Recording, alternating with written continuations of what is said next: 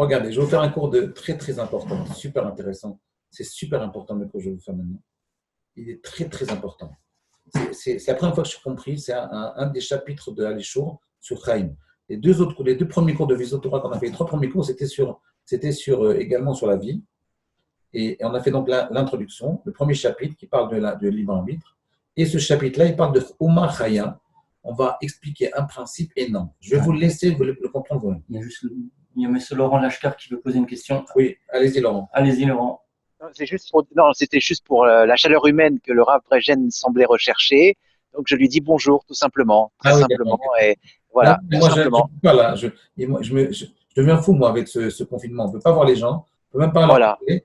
Et même moi, je pensais même à la rigueur. Vous savez ce qui me ferait plaisir, c'est que ce soit vous qui fassiez le cours. J'ai pas envie de faire. Excellent. J'ai plus la force de faire. Là, je viens de faire 8 cours. Là. Mais j'aimerais bien que vous parliez. Alors, je vous en prie, appuyez sur le bouton pour dire que vous voulez intervenir. Oui, mais le sens va pas être, ça va être très très surface, ça va pas être profond, ça va être surface, ça va pas le faire. Ouais, c'est vrai. Mais je vais vous dire un principe, un secret énorme. J'ai compris il y a 2 jours en lisant avec un élève à moi qui s'appelle Gad Ben Oliel. J'ai compris un principe énorme. Vous allez beaucoup aimer. C'est la suite des anciens cours, mais vous allez voir, même ceux qui n'ont pas suivi les anciens cours, ils peuvent comprendre. Regardez bien. On va introduire ça par. En fait, il y a 2. Ravolbu, il commence Uma Chaya. Il dit comme ça.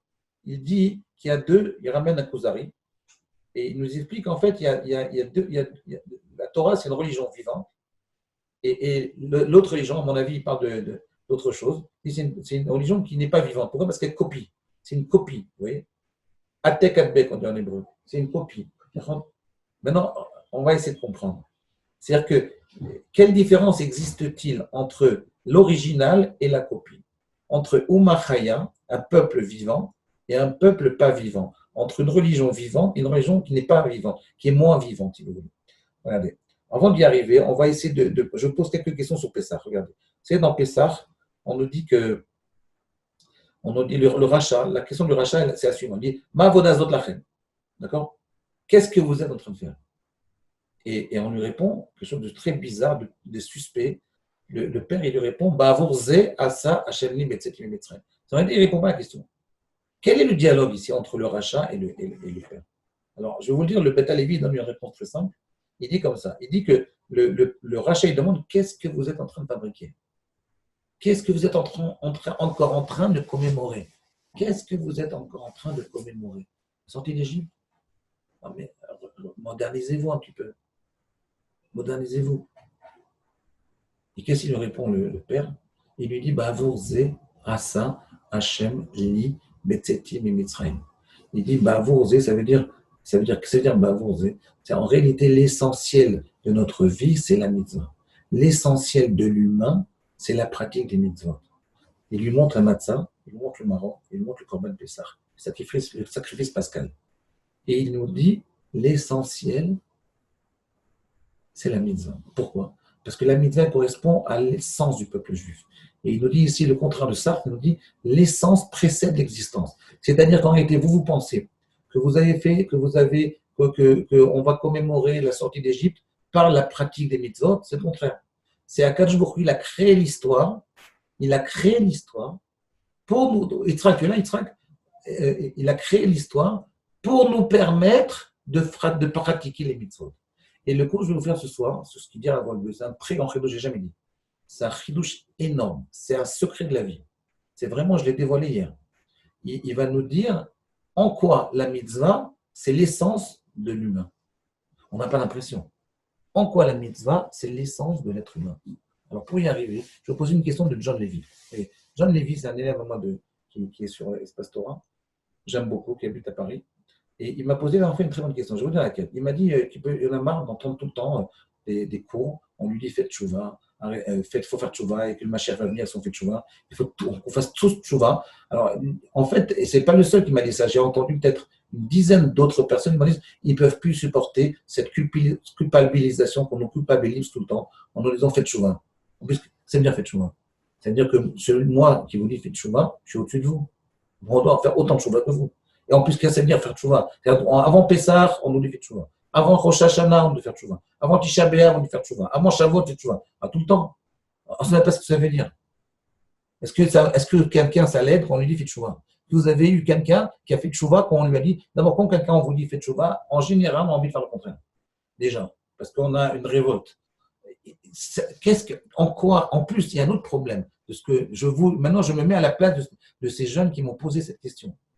Ils me disent, quand on nous dit faire tchouva, on a l'impression qu'on est tous des moutons, on doit tous faire tchouva. Et à ce moment-là, le Messie, il va sortir de la terre et il va arriver avec ses belles ailes et son beau visage et sa barbe blanche. C'est comme ça que ça marche. C'est pas comme ça que ça marche. Donc en réalité, le principe, il n'est pas là. Il faut essayer de comprendre. C'est pas comme ça que ça marche. C'est pas comme ça que ça marche. Ce qu'on voit maintenant avec le confinement, avec ce qui se passe, avec les événements aujourd'hui, la situation qui est très grave, elle est très grave dans le monde. Vous voyez, Akadosh Baruch Hu, il a mis en quarantaine 3 milliards de personnes. Je ne sais pas si vous voyez, il a fermé toutes les yeshivot, il a fermé toutes les synagogues, il a dit aux synagogues, arrêtez de prier. Arrêtez de prier en public. Revenez vers vous-même. En fait, la tchouva, quelque part, c'est redeviens. Sébastien, redeviens ton. Ah, ça va, tu fais voir ta tête. Tu vas mieux, non? Fais voir, je veux voir ton visage. Bon, très bien. Tu vas mieux. Heureusement, ça t'est dur. Hein, tu as passé un moment difficile. Hein. Bon, il était malade, le pauvre. Alors, j'ai prié pour toi, tu sais, Pinchas. J'ai prié pour toi. Bon, alors, regarde, écoutez bien. Ça veut dire qu'en réalité, ici, au lieu de dire faire tchouva, qui est, si vous voulez, un terme commun et collectif et qui n'a pas de personnalité, Akadosh Baruch Hu, ce qu'il veut, c'est chacun de nous. Akadosh Baruch Hu, il veut chacun de nous. Il veut la puissance de Rav Yitzhak Nataf quand il fait son Daf Yomi. Il veut la puissance de Pinchas il veut la puissance de Rabbi David, le louche, quand il sourit. Vous voyez, il veut qu'on soit nous-mêmes. Faire tchouva, c'est un peu, ça commence d'abord sois toi-même. La tchouva, c'est pas, on fait tous pareil, on est tous des moutons. C'est déprimant. C'est déprimant. Il faut arrêter de parler avec des termes aussi extérieurs, aussi superficiels. Il faut revenir. Quand je me dit, quand je nous a dit, on est maintenant confiné, on doit prier tout seul. C'est pas d'yeshiva. C'est-à-dire, toi tu étudies la Torah, toi tu pries tout seul. Tout seul. Face à toi et à moi. Et on va voir où tu en es. Il y en a qui deviennent fous. Pourquoi? Parce qu'ils n'ont pas l'habitude. Parce que pour eux, la synagogue, c'est pas seulement un endroit de prière, c'est un endroit communautaire, c'est un endroit où on s'éclate. C'est aussi bien, je n'ai pas dit que c'est pas bien, mais c'est pas ce qu'il veut à Akadosh Baruch Hu aujourd'hui. Akadosh Baruch Hu aujourd'hui, il dit, sortez des synagogues. Alors, on a fait des minem dans la rue. Sortez, même ça, je ne veux pas. Revenez à vous-même. Écoutez bien. Redevenez vous-même. Alors, on va voir comment il va. Je vais vous donner un secret énorme. Je vais vous le dire le nom du secret. Le secret s'appelle le Kuzari. Rav ramène ici le Kuzari qu'on appelle Inyan Haeloki. Le Kuzari, il introduit une notion qu'on appelle le Inyan Haeloki. Le Inyan Haeloki, ça veut dire prendre conscience de la dimension du divin. C'est ça le Inyan Haeloki. Maintenant, qu'est-ce que ça veut dire? On va essayer de le comprendre. Mais pour y arriver, on va essayer d'y arriver petit à petit. Donc, la question que j'avais posée au début, là, je résume maintenant ce qu'on vient de dire en quelques mots. Ilan, je te vois là. Alors, on résume en quelques mots. On va essayer de comprendre ce principe-là. Regardez. Le rachat, il demande Ma vodazot lachem, qu'est-ce que vous êtes en train de faire? Modernisez-vous un peu, arrêtez, vous commémorez encore la sortie d'Égypte. Vous n'en avez pas marre de ressasser tout le temps les mêmes histoires. Et le père, il lui dit Ba'avourze, il lui montre les mitzvot, il lui montre Maror, Matzot, sacrifice pascal. Et il lui dit c'est ça l'essentiel.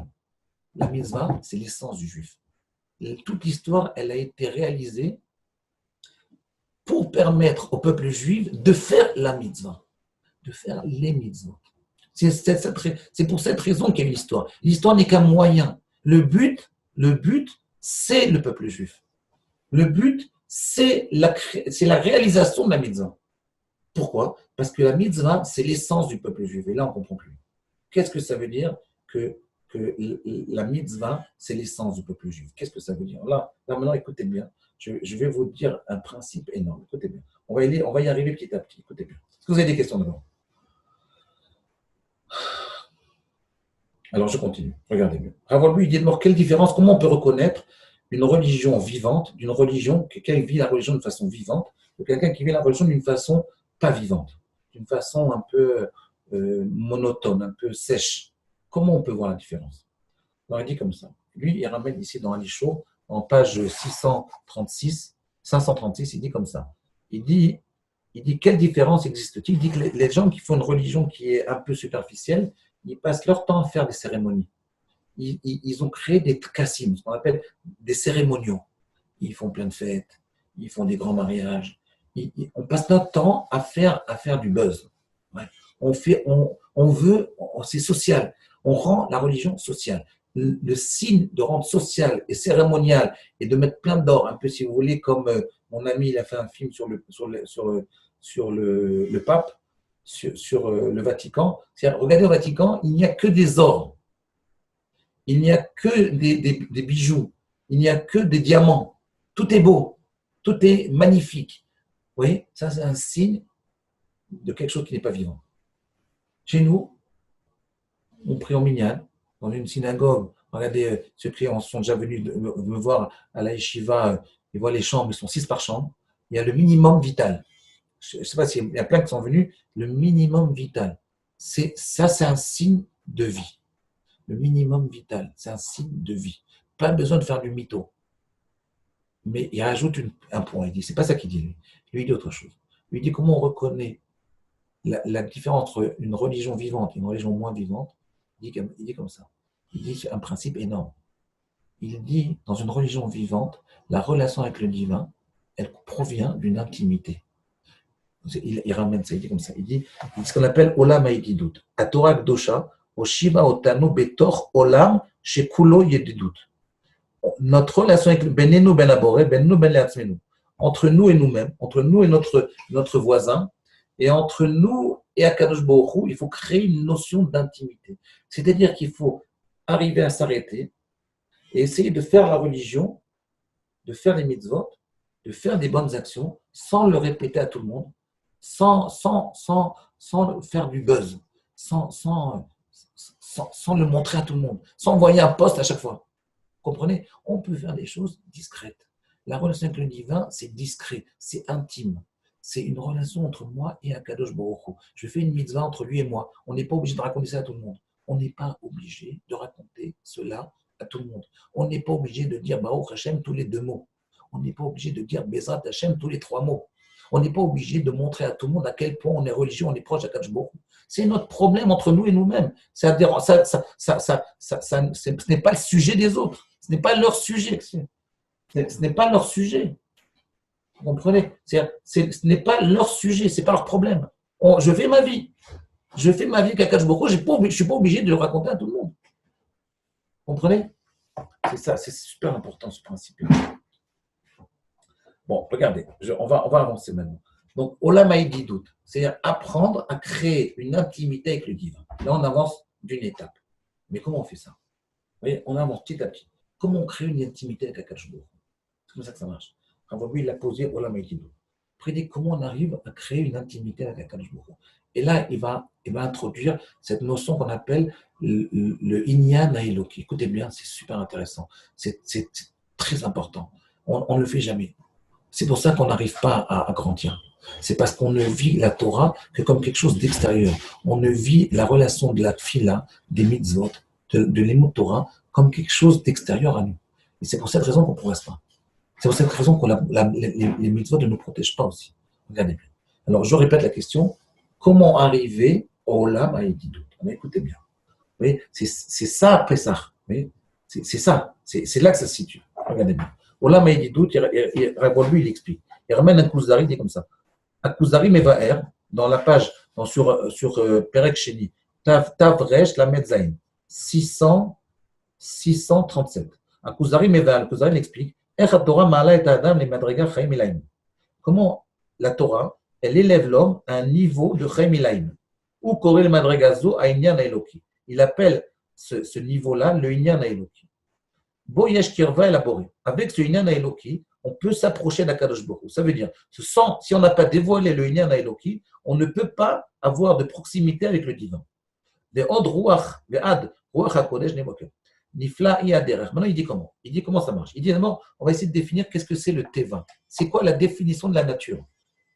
Quelle est la définition de la nature? C'est quoi le Teva? Comment définir la nature?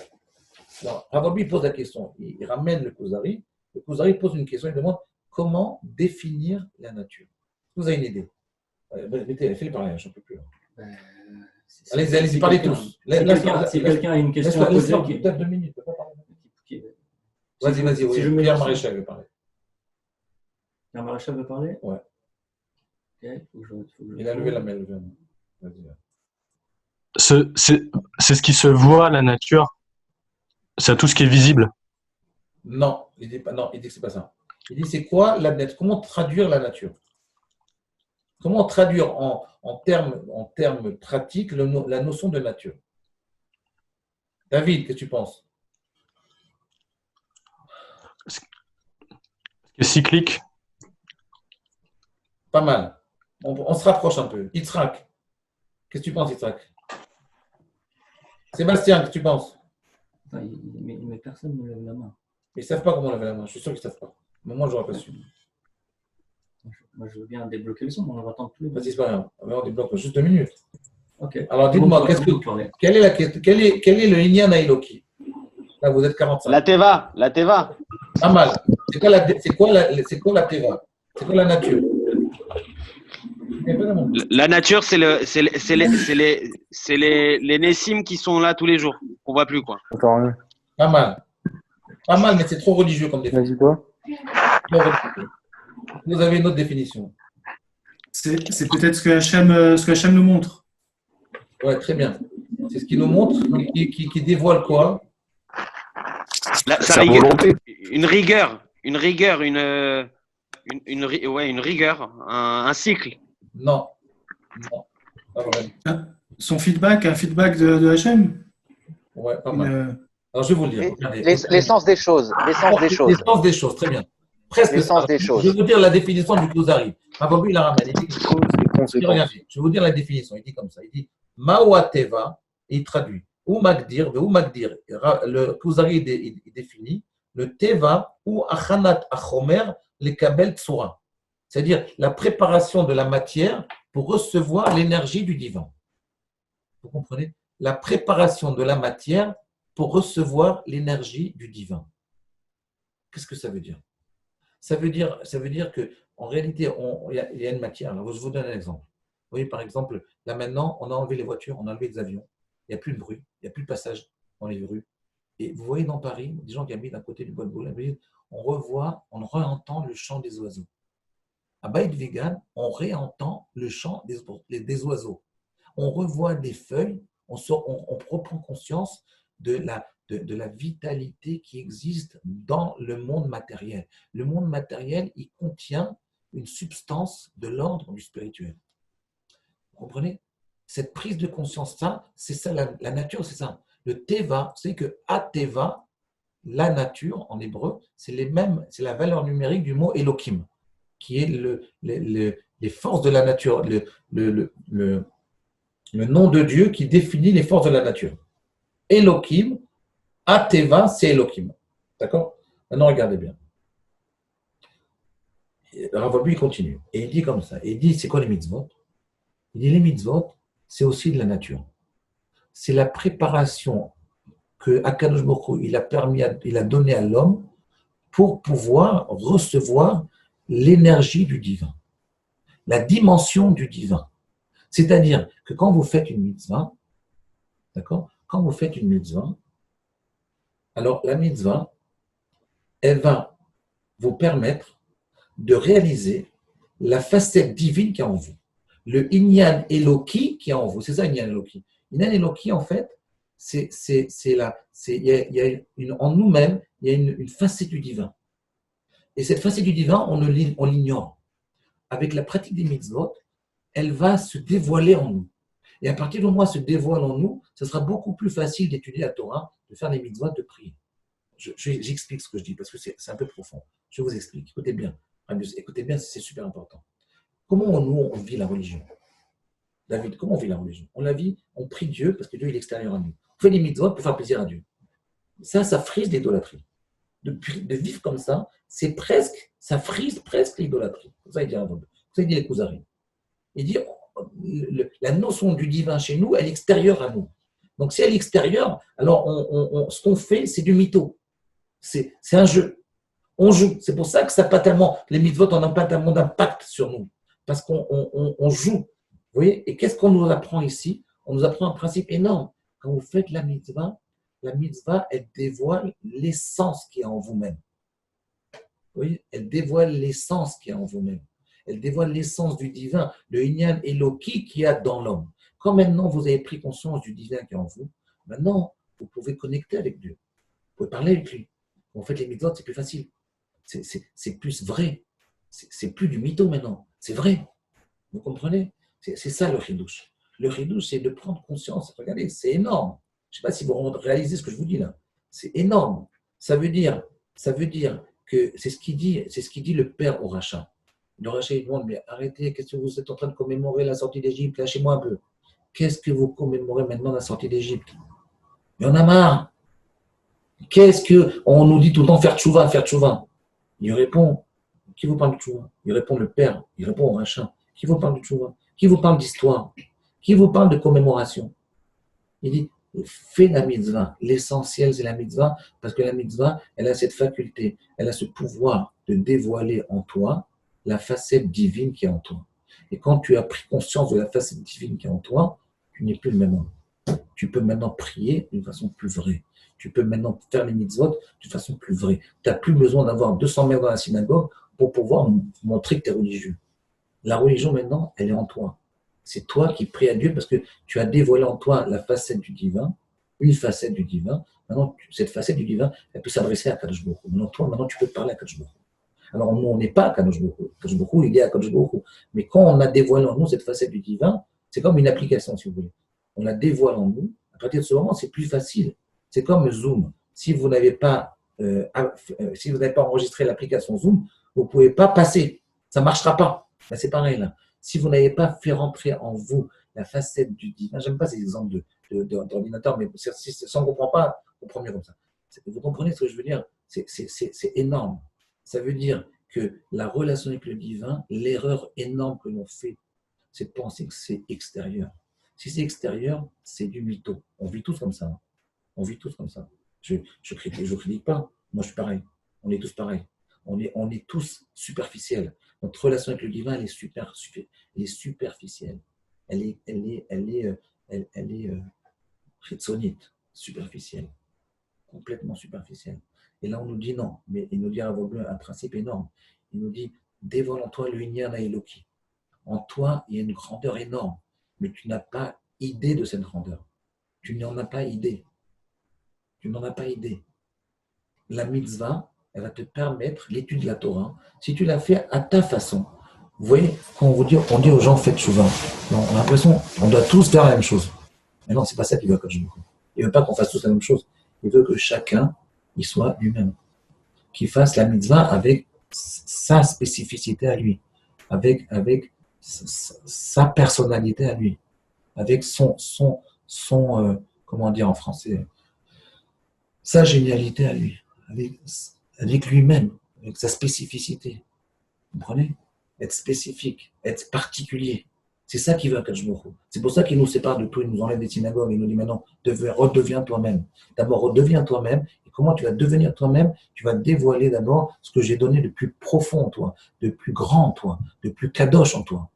C'est le Inyan Eloki. Quand tu auras dévoilé ça, alors tu pourras prier. Maintenant, ce Inyan Eloki, je vais vous dire un truc. Il est très difficile, même si on le découvre, même si on le dévoile, d'accord? Même si on le dévoile, après on l'oublie. Il faut toujours le renouveler. C'est pour ça qu'on prie tous les jours 3 fois. C'est pour ça qu'on étudie la Torah tout le temps. Parce qu'il faut toujours renouveler. C'est un renouvellement perpétuel. Vous voyez? Un renouvellement perpétuel. Et Akadosh Baruch Hu, pour nous permettre de faire ça, qu'est-ce qu'il a fait? Il nous a dit, vous avez passé Pessah. Vous avez passé Pessah tout seul. Pas de Shabbat Agadol. Oui, un Shabbat Agadol. Tout seul. On n'a jamais pensé à ça. On reprit une synagogue dans le monde. On va prier tout seul Shabbat Agadol. On va prier tout seul Pessah. On va faire le Seder de Pessah à 2 ou à 3 ou à 4. On ne va pas voir nos enfants, nos petits-enfants, nos parents. On va être tout seul. Pourquoi? Parce que là, quand je vous dis, c'est plus important. Tout le reste, c'est moins important. Dévoiler la facette divine en vous. Quand vous allez la dévoiler, vous allez en prendre compte. C'est une prise de conscience, en fait. C'est ça qui dit à vous. il ramène le Kuzari pour ça. C'est énorme. Je ne sais pas si vous réalisez. Alors, le Rav Yosef, il pose une question, il m'a dit, tout à l'heure, il m'a demandé, mais d'accord, mais comment on fait ça? Ben, c'est très simple. D'abord, sois toi-même. Deviens original. Si on se ressemble tous, c'est qu'on est tous des robots. Et ça, s'il ne veut pas ça, Coach Boko. Ce n'est pas cette Torah qu'il veut. Il veut la Torah de Rav Chaim Kanevsky, de Rav Steinman et de David Lelouch. Et il veut la Torah de Rabbi Yosef Aflalo. Sa Torah, ce n'est pas la Torah de Rav Chaim Kanevsky qu'il veut. Il veut Rabbi Yosef Aflalo. C'est ça qui l'intéresse. Il y a Rav Chaim Kanevsky, il l'a déjà. Et donc, il veut aussi Rabbi Yosef Aflalo, mais pas qu'il ressemble à Rav Kanevsky, qu'il ressemble à ce qu'il est.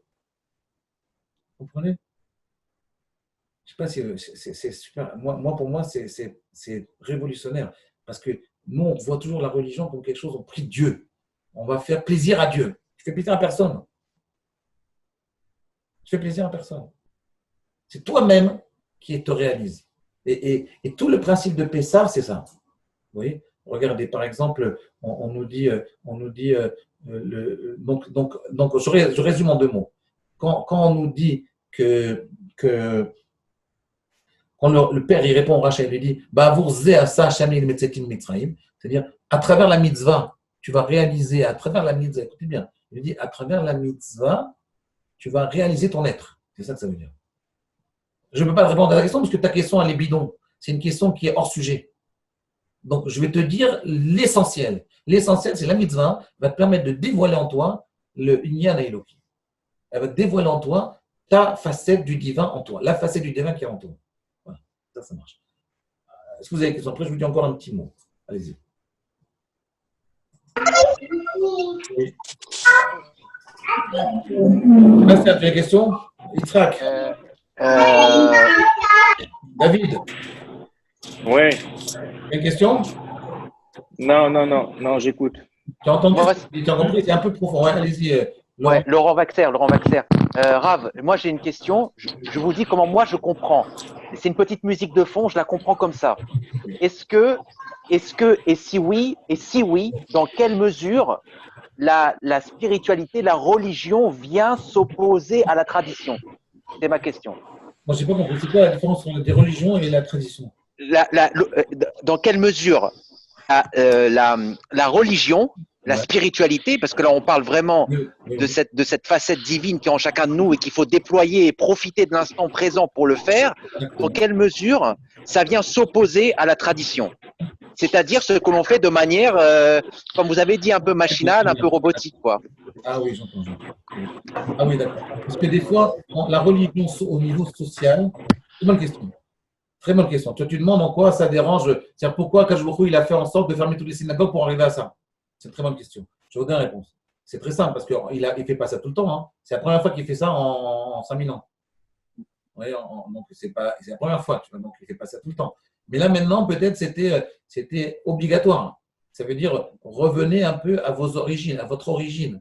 C'est-à-dire qui êtes-vous? Avant de parler de Tchouva, d'abord soyez vous-même. Et quand vous êtes vous-même, alors vous pouvez faire le service divin qu'Akadosh Baruch Hu désire. Vous comprenez? Il désire autre chose que le problème, c'est que quand on le fait en collectivité, alors on est attaché essentiellement au regard de l'autre. Et à ce moment-là, on perd la véracité, on est moins émette. On perd la véracité du discours. Le discours, il devient un discours social. Et dès que c'est social, c'est extérieur, c'est plus intérieur. Vous voyez, je vais vous donner un exemple.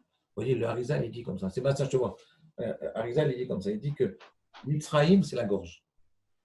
Paro, c'est les lèvres de Oref, la nuque. Et donc, on est tous ici égorgés, on n'arrive plus à respirer. Oui, on n'arrive plus à respirer. C'est ce qui se passe aujourd'hui. On ne peut plus respirer. Ça veut dire qu'on n'arrive plus à respirer. C'est-à-dire qu'on arrive à se libérer matériellement. C'est-à-dire notre corps se libère. Mais à l'intérieur, on ne se libère pas. Vous voyez, le Maharal de Prague, il dit un principe très intéressant. Il dit comme ça, il dit que la libération physique, c'est Chametz, Matzah ou Maror. Je m'excuse. Pessah, Matzah ou Maror, c'est la libération physique. C'est Minatora. Il dit la libération de notre être, de pouvoir désinhiber la facette divine qui est en nous, elle se fait avec les 4 verbes. les 4 verres de vin. Les 4 verres de vin, c'est Midera Banane. Vous voyez? Donc ça veut dire que Minatora, il faut se libérer physiquement. Midera Banane, il faut se libérer au niveau de l'intériorité. Vous comprenez, Rabbi Yosef? Ça veut dire que c'est quelque chose qu'on ne peut pas nous obliger, Minatora. On dit les 4 verres de vin, parce que le vin, c'est fin. Le vin, il y a une finesse, il y a une spécificité du vin, il y a une particularité du vin, il y a une personnalisation du vin. Chacun y goûte le vin à sa façon, les bons vins. Ils se goûtent chacun à sa façon. Il a un goût très particulier selon chaque personne qui le boit. C'est le sod. Le sod, là, ça, c'est Midera Banane. Vous comprenez ce que je veux dire? Donc, juste pour répondre à votre question, Pinchas, arrête de rire.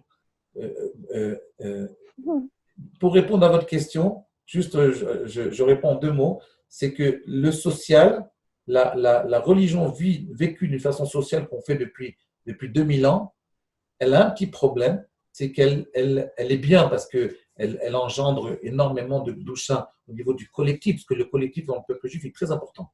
Le minyan, le fait de prier, on va être 1 million à prier tous ensemble. On était 1 million pour la Lévaïa de Rav Ovadia Yosef, ça fait monter l'âme de Rav Ovadia Yosef. C'est évident que le nombre aussi, ça a une puissance. Mais aujourd'hui, ce qui demande à Kadosh Baruch Hu, c'est le contraire. C'est revenez à vous-même au niveau personnel. Redevenez vous-même et faites chouva vous-même. Par vous-même. C'est-à-dire, devenez vous-même. Abordez la religion avec votre personnalité propre, avec votre spécificité. C'est ça qu'il veut. Et oubliez un peu le regard des autres. Oubliez un peu le social. Oubliez un peu les ordres de la République. Or, ORS. Vous comprenez? Ouais, je vous écoute. Fatigant, c'est tout. Allez. Je vous écoute. Vous avez des questions. Vous avez compris, en fait, c'est super important. Là, si vous y arrivez, alors, si vous arrivez à prendre conscience de ce principe, c'est pas obligé. On ne peut prier Dieu qu'à travers soi-même, que parce qu'on a dévoilé en nous-mêmes le divin, alors vous allez avoir une relation complètement différente avec Akadosh Baruch Hu. Vous allez comprendre la Torah complètement différemment. C'est une autre Torah, c'est un autre monde. C'est la différence entre la Torah de vie et la Torah qui n'est pas de vie. C'est la grande différence, elle est là.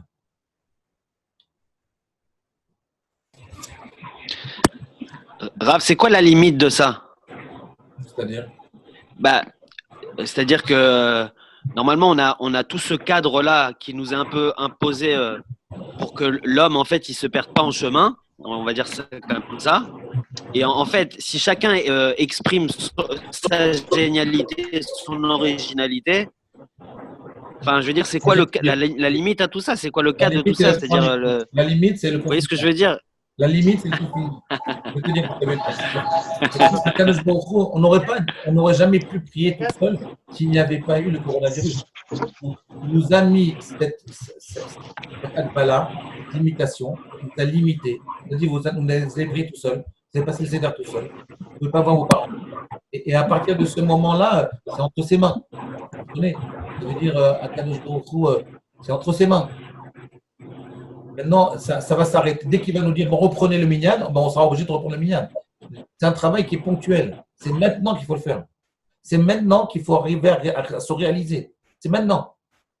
Franck, vous comprenez, Franck, ce que je dis? Franck Berakaza. Est-ce que vous comprenez?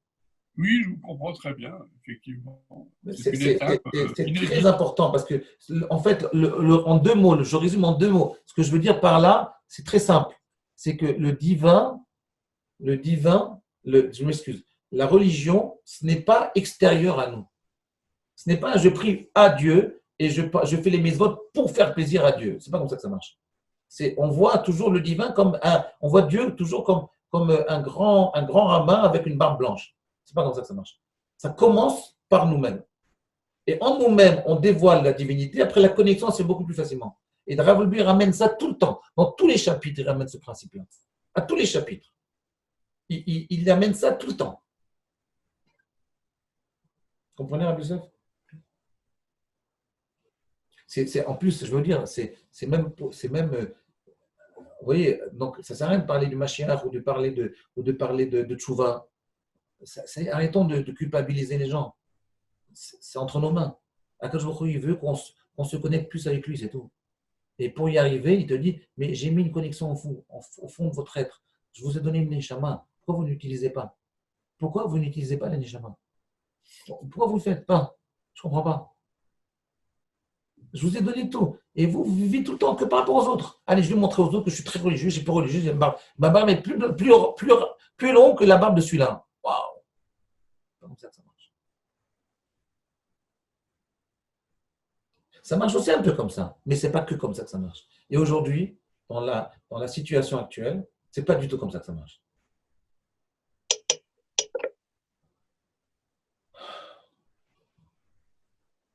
Abus, vous avez une question?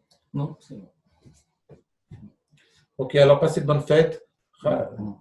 Ah oui, non, je voulais vous dire aussi, soyez gentils ici. On a demandé s'ils ont des questions. Ouais, est-ce que vous avez des questions? Peut-être que vous avez des questions. John, vous avez une question peut-être? John? Ouais, Ouais. j'ai une question.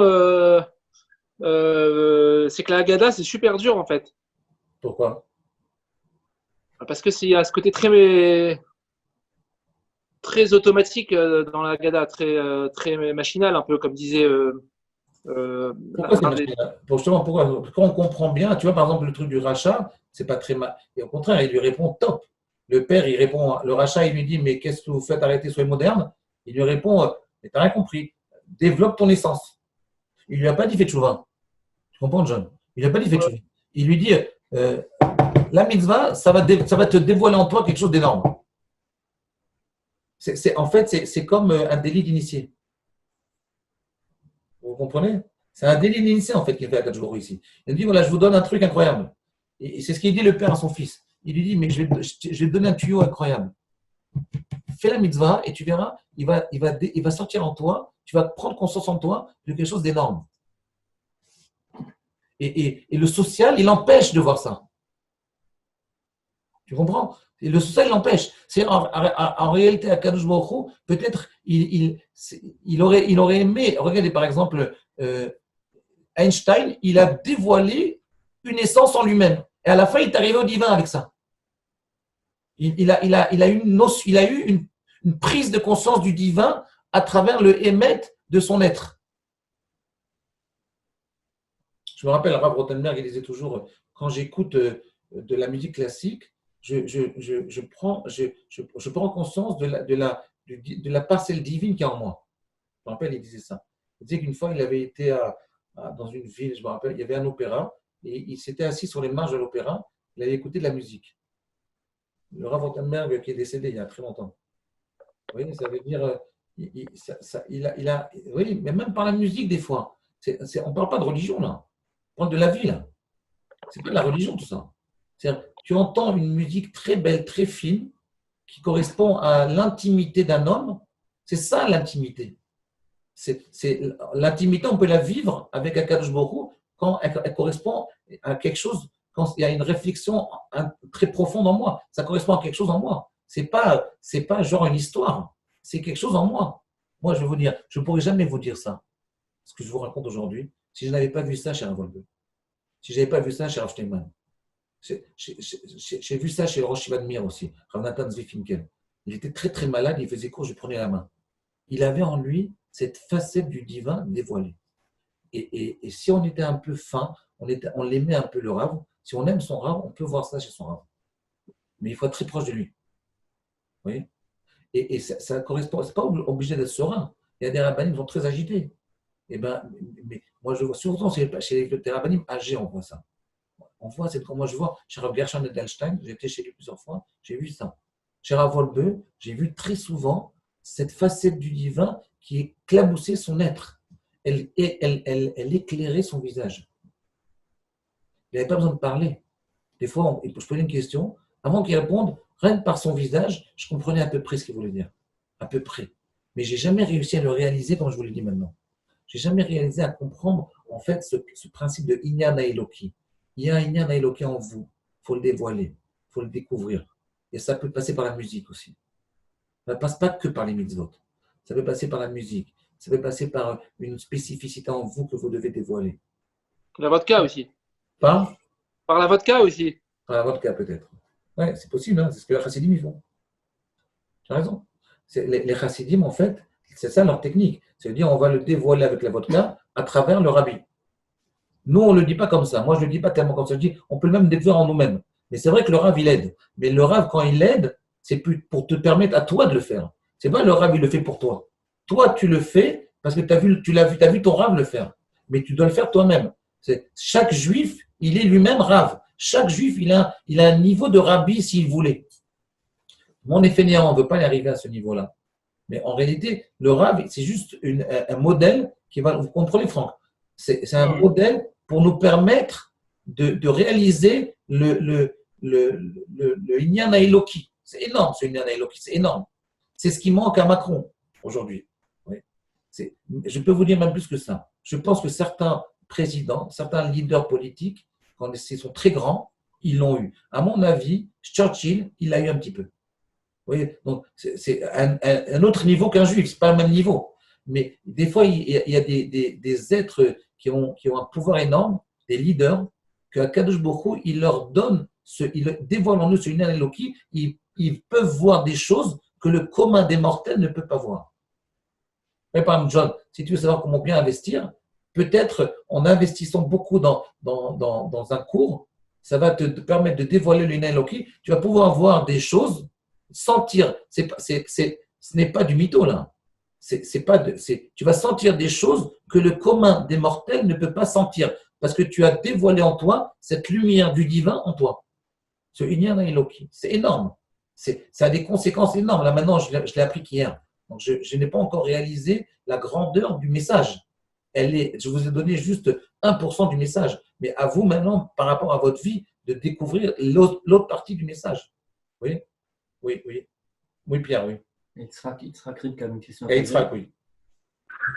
Oui, bonsoir. Vous avez dit quelque chose qui m'a beaucoup interpellé parce que c'était ce que je voulais demander. Vous avez dit on est feignant. Oui. On est feignant, on n'y va pas. Comment on y arrive en fait? Parce que le principe, même si c'est que 1%, on a entendu, mais maintenant, concrètement, comment on avance vers ça? Comment on avance vers soi? J'ai l'impression qu'on n'arrive pas à ça. Je vais te donner on effleure et on repart en courant à chaque fois. J'entends très bien, Yitzhak. Ce que je veux dire, c'est un peu trop théorique. Je vais te répondre en 2 mots. Très simple. Il faut apprendre à goûter la mitzvah. Il faut apprendre quand on prie en public, on n'a pas le temps de goûter la mitzvah. On n'a pas le temps de goûter la prière, on n'a pas le temps de goûter. On ne goûte pas. Il faut apprendre à s'arrêter et à goûter un peu ce qu'on fait.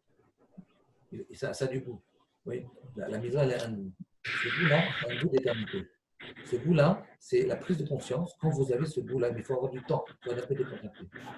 Le problème, c'est qu'aujourd'hui, on a du mal, même je ne sais pas si vous vous rendez compte, on a peut-être, elle est préoccupée. On a peur de l'avenir, on a peur, on ne sait pas ce qui va se passer. On a peur du futur. On ne sait pas ce qui va se passer plus tard. Donc, on est un peu angoissé et donc on n'arrive pas à réfléchir complètement. Mais vous allez voir, après le confinement, essayez de vous arrêter 5 minutes et de prendre goût à chaque mitzvah. Comme vous l'avez fait un peu maintenant pendant ces semaines de confinement, après vous allez faire encore 100 fois mieux. Parce que vous avez goûté le danger. Oui, vous avez goûté ce danger-là, le danger de la vie qui est plus comme rien. Vous entendez les infirmières, les médecins parler. Et vivement, bien sûr, c'est quelques heures que rien. Vous voyez que la vie, elle n'est pas si solide, elle n'est pas si stable qu'on le croyait jusqu'à présent. C'est un souffle. De la même façon qu'il y a un souffle de vie, et donc on y a un souffle d'éternité en nous. C'est le Inyan Eloki. Vous comprenez? C'est ça. Il faut apprendre à goûter la mitzvah. Moi, par exemple, des fois, je tiens un désir. Je vous fais un cours. Les questions que vous me posez, ça me donne un goût d'éternité. Les questions que vous me posez, pour moi, elles ont beaucoup plus de valeur que ce que je vous raconte moi. Ce que je vous raconte, je le sais déjà. Mais ce que vous me dites, les questions que vous me posez, ça me permet de comprendre beaucoup mieux, ça me permet d'ouvrir les horizons de mon enseignement. Et ça n'a pas de prix. Oui, ça n'a pas de prix. Ça, c'est inestimable. Question de Ilan. Ilan, oui, je t'écoute. Est-ce qu'on pourrait dire que chaque mitzvah, elle va dévoiler un Inyan Eloki différent? C'est une bonne question, Ilan. Je pense que oui, on est par définition oui, mais on n'est pas assez fin pour le sentir. pense qu'en personne d'entre nous n'a cette faculté de pouvoir voir la différence entre le goût des tefilines et le goût de talit et le goût de Hametz, le goût de la matzah. Je ne pense pas qu'on a ce niveau. Et c'est sûr que, par exemple, il y avait un rave à Jérusalem, comment il s'appelait le rave de Torah? Il mettait 36 talit. Donc je pense que lui, il devait sentir dans la mitzvah de talit un inyan Eloki. On a tous une mitzvah de prédilection. Parce que ce chemin-là, qu'on peut arriver à dévoiler le inyan Eloki. On égale. John, c'est par ce chemin, chacun a une mitzvah qui lui est particulièrement bonne, qui lui plaît particulièrement, qui correspond à lui. John, vous comprenez ce que je dis? Ça veut dire, chacun il doit trouver la mitzvah qui. Moi, par exemple, j'aime bien enseigner. Vous voyez, je trouve la inyan Eloki dans l'enseignement. Il y a des mitzvot, par exemple, lire les Télim, c'est une très grande mitzvah, mais je ne sens pas trop le inyan Eloki, ça me fatigue. C'est difficile pour moi. Mais je peux le faire parce qu'on me demande pour prier pour les gens. Mais c'est moins naturel chez moi. Quand vous faites la mitzvah, elle est naturelle, alors ça veut dire que vous avez dévoilé la dimension du divin en vous. Elle est très importante, la dimension du divin en vous. Parce que le chidouche du judaïsme, il est là. Il y a une dimension du divin en l'homme. Pourquoi le juif, il réussit plus? Il n'est pas plus intelligent. C'est parce qu'il a plus confiance en lui. Il croit à la dimension du divin qui est en lui. Même s'il n'y croit pas inconsciemment, il y croit inconsciemment par le travail de ses ancêtres.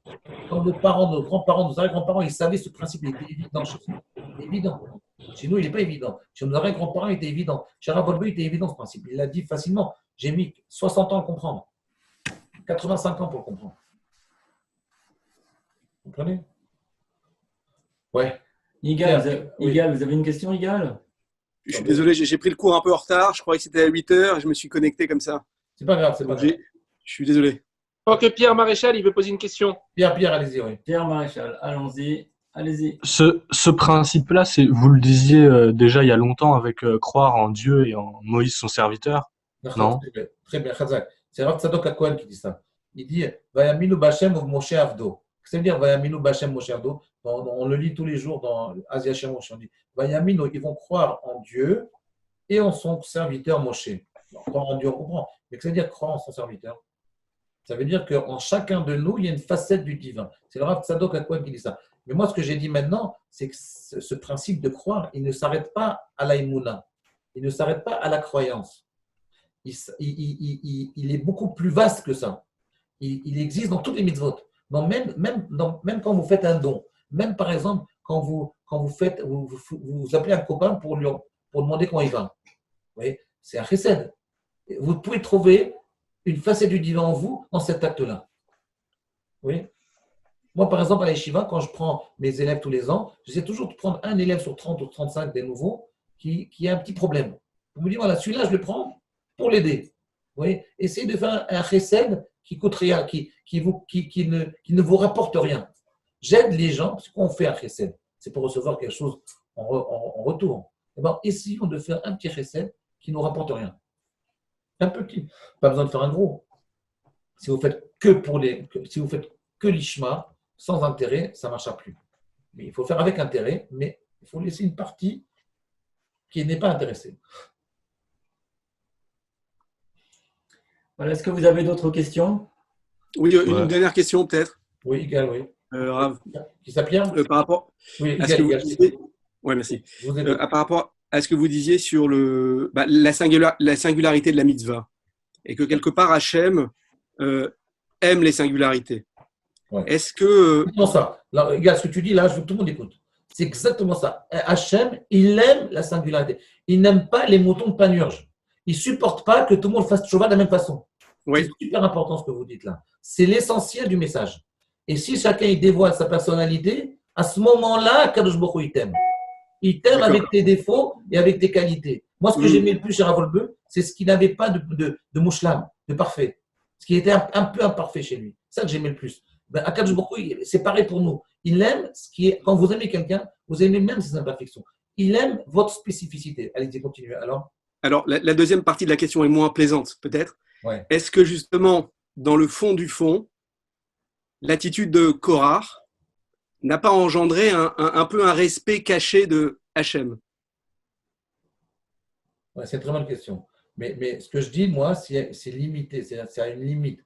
C'est à quel point il veut dévoiler sa personne. En fait, Korach, il était immensément grand. Il avait des qualités exceptionnelles. Mais le problème, c'est qu'il n'a pas su où était sa place. Sa place n'était pas celle de Moshe. Et là, il n'a pas compris. Oui. Il a mis des chaussures qui ne lui correspondaient pas. Il voulait être à la place de Moshe Rabbeinu ou de Aaron Cohen, et ce n'était pas sa place. S'il avait été à sa place, il serait devenu un des plus grands du clan d'Israël. Le problème, c'est le problème des grands. Oui. Le problème des grands, c'est qu'ils veulent être le premier. Et des fois, le grand, sa place n'est pas d'être le premier. Oui. Ouais, c'est Comme ça. Ligal. Ligal, il n'y a pas eu de respect d'Hachem puisqu'il a été. Englouti. Englouti, ouais. Oui. Non, parce qu'il a vu qu'il s'est trompé. On lui a montré devant les yeux qu'il s'est trompé et il n'a pas voulu l'accepter. Alors là, à ce moment-là, il est tombé complètement. Oui. Il a fait deux erreurs. La première erreur, c'est qu'il a voulu prendre la place qui n'était pas la sienne, alors qu'il avait un niveau qui était presque équivalent à Moshe Rabbeinu. Mais ce n'était pas la place, il ne pouvait pas être le leader. Il avait une autre place pour lui. Même Moshe Rabbeinu voulait le nommer le Lévi Agadol. Vous savez qu'il y a un Kohen Agadol, il voulait le nommer comme ça, le Arizal a dit, le Lévi Agadol. Et finalement, il n'a pas pu le nommer. Il n'y a pas eu de poste de Lévi Agadol parce que Korach n'a pas pris ce poste. Ouais, peut-être à rigueur, Lévi Agadol aurait été peut-être plus haut que Kohen Agadol. Peut-être. Ah oui. Oui. Peut-être un autre poste encore plus élevé que celui-là. Et alors, comment on peut savoir si c'est notre place ou si c'est trop? Très bonne question. Il faut avoir un rave. Si on n'a pas de rave, on ne peut pas savoir. Je vous dis, je ne vois pas d'autres possibilités. C'est pour ça que le plus important, après avoir lu, il explique dans le chapitre d'après, il dit que pour arriver à ce que je dis, on ne peut pas y arriver qu'avec les mitzvot. On est obligé d'étudier la Torah. Si on n'a pas l'étude de la Torah, si on ne se connecte pas un peu avec des enseignements, vous voyez, maintenant, là, les chiottes, elles sont fermées depuis déjà presque 3 semaines. D'accord? Il y a pratiquement le mérite du peuple juif, il tient sur Tinokot chez le Bet Rabban, sur les jeunes qui étudient la Torah. Maintenant, il n'y en a pratiquement plus, parce que les chiottes sont fermées. Alors, il y a des particuliers qui étudient. Mais pourquoi je vous fais ce cours-là sur texte? Vous avez remarqué, tous les cours que je vous fais maintenant, même sur Espace Torah, je les fais sur texte.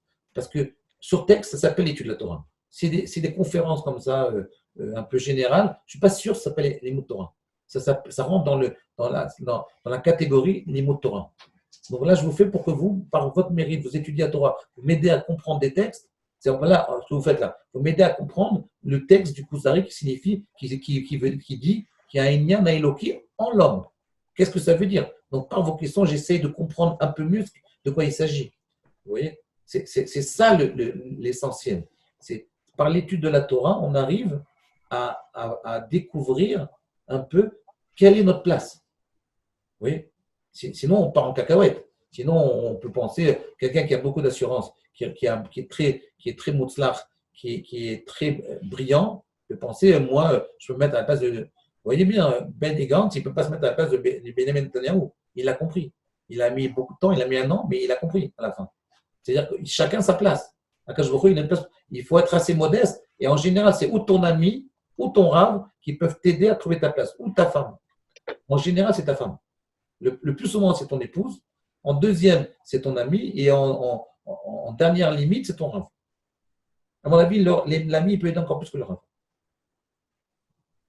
À moins qu'il y ait une relation intime avec le rave.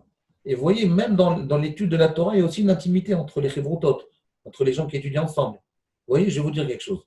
Il n'y a pas plus grande proximité entre 2 êtres humains que quand ils étudient la Torah ensemble. Vous voyez, par exemple, je voulais vous dire Visio Torah, c'est 10 fois plus que Espace Torah. Je vais vous dire pourquoi. Parce que Visio Torah, ça crée une relation intime entre vous et moi, entre vous et le Rav. Et là, maintenant, dans ce cours-là, vous avez remarqué, ce n'est pas moi le Rav. On est amis là, on étudie au même niveau. J'essaye de comprendre par vos questions un peu plus ce que mon maître il voulait dire. Je n'ai pas l'impression d'avoir encore tout compris ce qu'il dit. J'ai compris une partie. Vous voyez, c'est Inyan Eloki qui est c'est ça l'essence de l'humain. Quand on dit l'essence précède l'existence, que le Père il lui dit au rachat, Vourzé, fais la mitzvah et la mitzvah va te dévoiler en toi le Inyan Eloki. Oui, c'est ça le message de Pessah. Vous voyez, libère-toi de tes inhibitions, Libère-toi des inhibitions sociales. Libère-toi. Oui, par exemple, quelqu'un m'a dit un jour, il a vu un rave fumer, un vieux rave comme ça qui a fait un cours il y a quelques jours, il fumait. Il était très choqué par ça. Alors, je dis, mais arrête de t'inhiber, arrête d'être choqué. Il a le droit de. Il veut fumer, il peut fumer. Ok, ça ne se fait pas socialement. Qu'est-ce que tu veux maintenant? Laisse les gens vivre. Vous comprenez? Alors, s'il fume tout seul, c'est son problème à lui. Alors, peut-être c'est un mauvais exemple, ok? Il est assez intelligent pour se dire, moi, je ne peux pas réfléchir si je n'ai pas ça. Vous comprenez? Ça veut dire qu'il faut arrêter de vous inhiber socialement. On est tous inhibés socialement. Le social nous inhibe. On ne peut pas réaliser notre être. Le grand problème de notre génération aujourd'hui, c'est qu'on a du mal à réaliser qui on est, et plus que ça. Je vous dis même plus que ça. Vous savez, Franck, plus que ça. On est prisonnier des autres. On n'arrive pas à se libérer. Alors, vous savez quoi? Ne soyez plus prisonnier des autres. Vous savez quoi? Je vais vous fermer les synagogues. Même dans la rue, vous ne pouvez pas prier. Oui, les gars. Franck, vous avez vu? Bon, il y a 3-4 jours, il y avait 5 millénimes autour de moi, de ma maison. Je me levais le matin, il y avait 5 millénimes autour. Même ça, quand je a dit, je ne veux pas. Je vais vous libérer. Je vais vous enlever cette empreinte-là, cet étranglement que vous avez entre Mitzraïm, la gorge, et Paro, la nuque. Mais libère-toi maintenant. Dévoile-toi. Prends conscience du Inyan Haeloki qu'il y a au plus profond de ton être. C'est énorme, c'est énorme. C'est énorme. C'est un message qui est de l'ordre de l'humanitaire, pas de l'ordre du religieux ici. C'est l'humanité qui doit comprendre ce message. C'est énorme comme message. C'est ça le message du judaïsme. C'est que le divin, il commence en nous.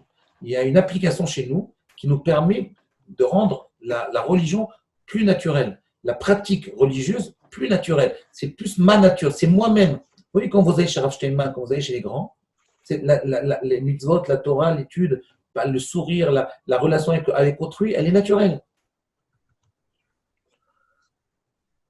Mais tout le truc, c'est que c'est naturel, mais il faut quand même un peu se forcer, sinon, entre guillemets…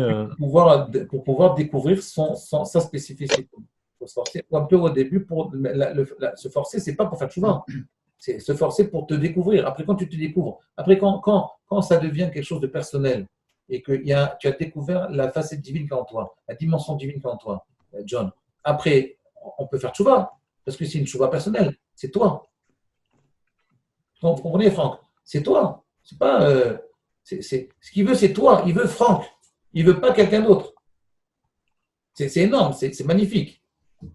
Et il y a que je vois, il veut dévoiler la facette, la dimension divine qu'il y a en chacun de vous. C'est énorme.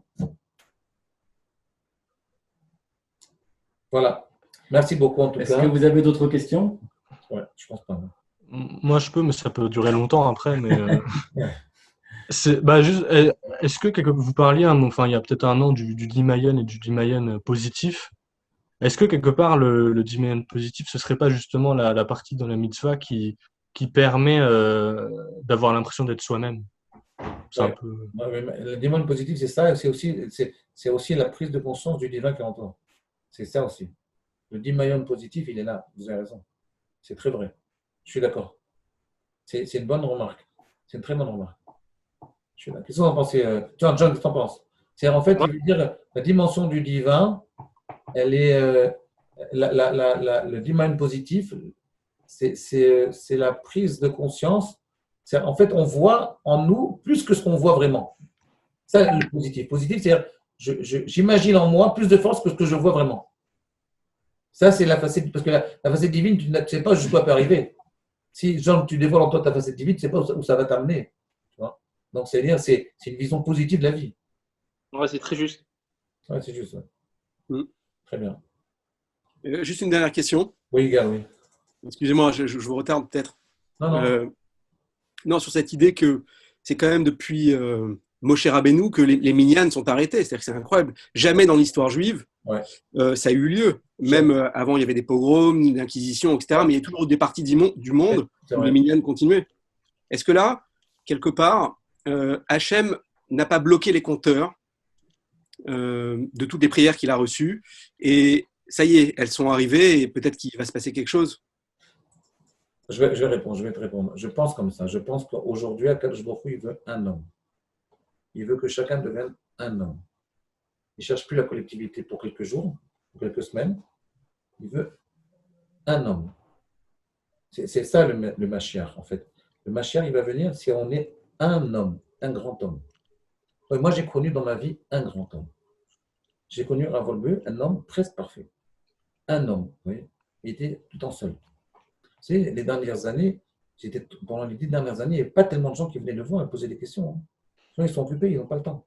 Il y avait Rav Wolbe au plein centre de Jérusalem, personne ne venait lui poser des questions. Très peu de gens venus. Que ses proches, des anciens élèves. Très peu de gens venaient. Moi, j'ai emmené des élèves à la fin pour qu'ils restent encore vivants. Vous voyez. Mais en réalité, c'est ce qu'il veut maintenant, Akadosh Baruch Hu. Il dit, bon, non, je vais vous donner 3 semaines. Bon, ok, j'ai vu le peuple juif, vous avez fait beaucoup de choses, vous avez fait un État, très bien.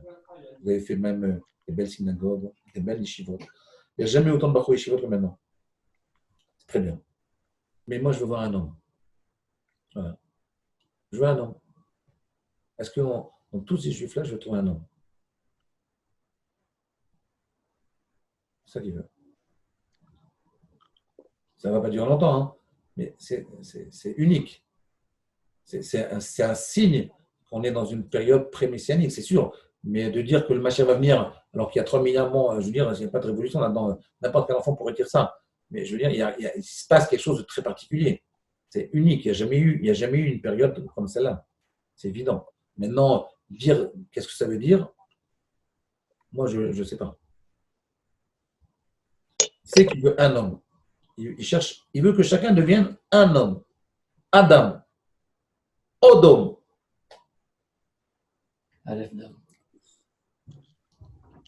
Merci beaucoup. Allez, Merci beaucoup. portez-vous bien. Bonne soirée et Shabbat Shalom.